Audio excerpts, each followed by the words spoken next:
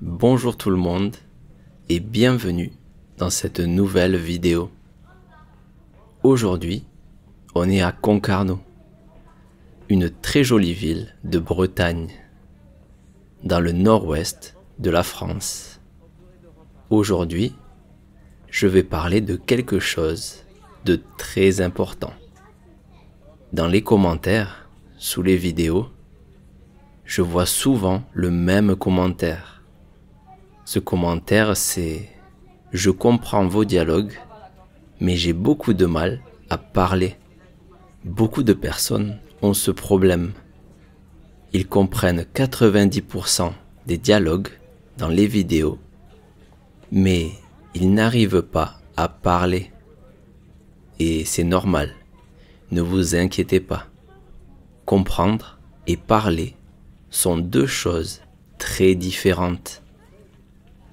La compréhension vient en premier, car il faut connaître beaucoup de mots et comprendre une langue avant de pouvoir parler naturellement. C'est pourquoi il ne faut pas forcer les choses. Il faut se donner du temps. Et je vais vous poser une question. Quand vous arrivez dans une nouvelle ville, est-ce que vous préparez des flashcards pour connaître le nom des rues? Est-ce que vous apprenez par cœur le plan de la ville? Bien sûr que non. Vous vous promenez dans la ville, vous êtes curieux de la découvrir. Vous allez faire du shopping, vous allez au café, et petit à petit, vous vous familiarisez avec cette ville. Et au bout de quelques jours ou de quelques semaines, vous pouvez naviguer et vous déplacer facilement sans GPS. Eh bien, pour les langues, c'est la même chose. Si vous êtes curieux et que vous aimez vous immerger dans du contenu en français, vous apprenez naturellement. Et si vous n'arrivez pas à parler, je comprends ce que vous ressentez.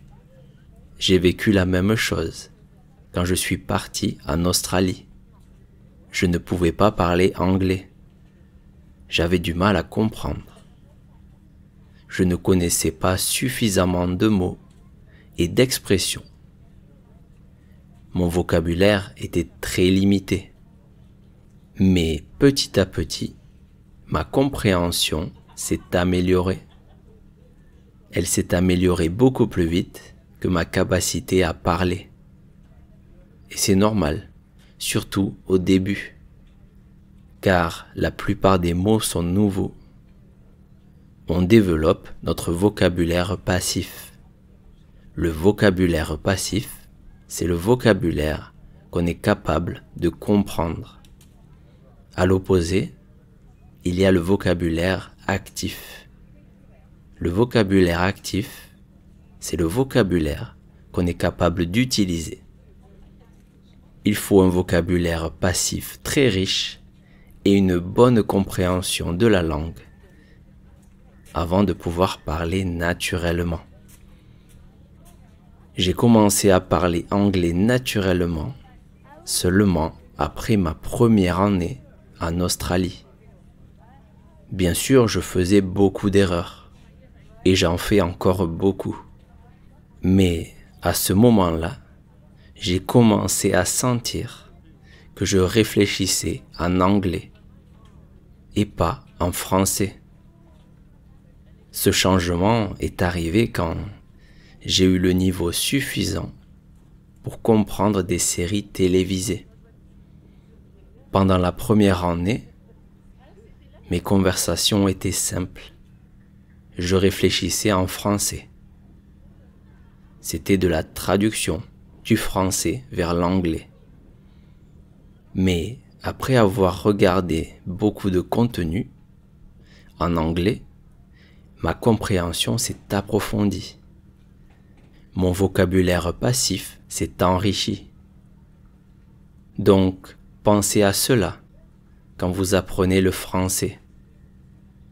Si vous voulez être capable de bien parler, il vous faut prendre le temps de bien acquérir la langue, c'est-à-dire passer beaucoup de temps à écouter du contenu à votre niveau ou légèrement supérieur. Votre cerveau va doucement s'habituer à la langue et au bout d'un moment, il n'aura plus besoin de traduire car il pensera en français. Mais il faut être patient. C'est pour ça que le plus important, c'est de prendre du plaisir à explorer et découvrir du contenu.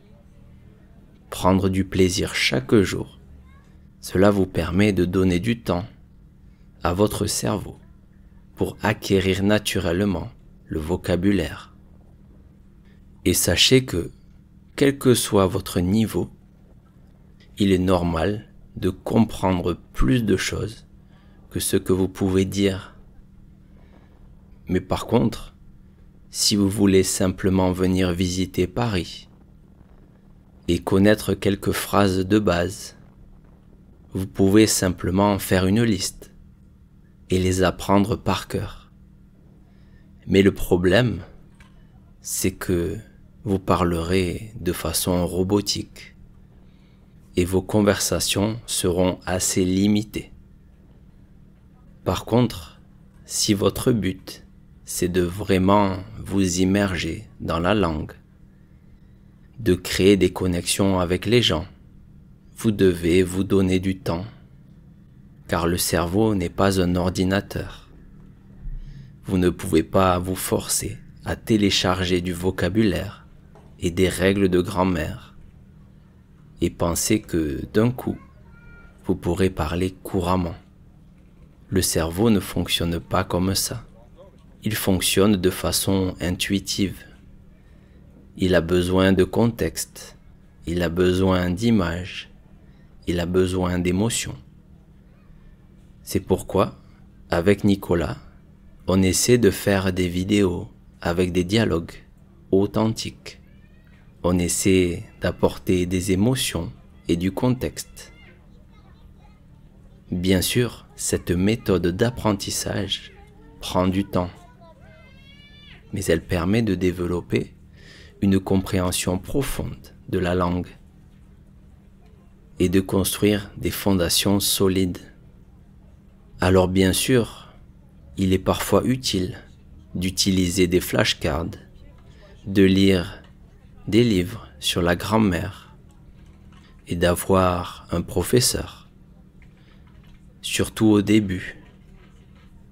Mais la plus grande partie du travail, c'est de passer du temps à consommer du contenu, écouter des podcasts, regarder des vidéos ou lire des livres. J'ai récemment écouté un podcast d'un homme qui a appris le japonais tout seul dans sa chambre. Il a passé 1 an à développer sa compréhension. Seulement la compréhension. Il n'a pas essayé de parler. Et quand il est allé au Japon, après quelques semaines, il était capable de parler japonais presque couramment, car son niveau de compréhension était très élevé. Les mots et les expressions étaient déjà dans son cerveau. Alors, si vous n'êtes pas encore capable de parler, ne vous inquiétez pas. Si vous n'avez personne pour discuter en français, ne vous inquiétez pas. Prenez du plaisir à découvrir la langue et à regarder des vidéos. Car même si vous avez l'impression de ne pas progresser, l'important, c'est d'avancer d'un pas chaque jour. C'est comme cela que vous apprendrez naturellement, sans avoir à vous forcer à étudier. Et je vous dis à bientôt dans la prochaine vidéo.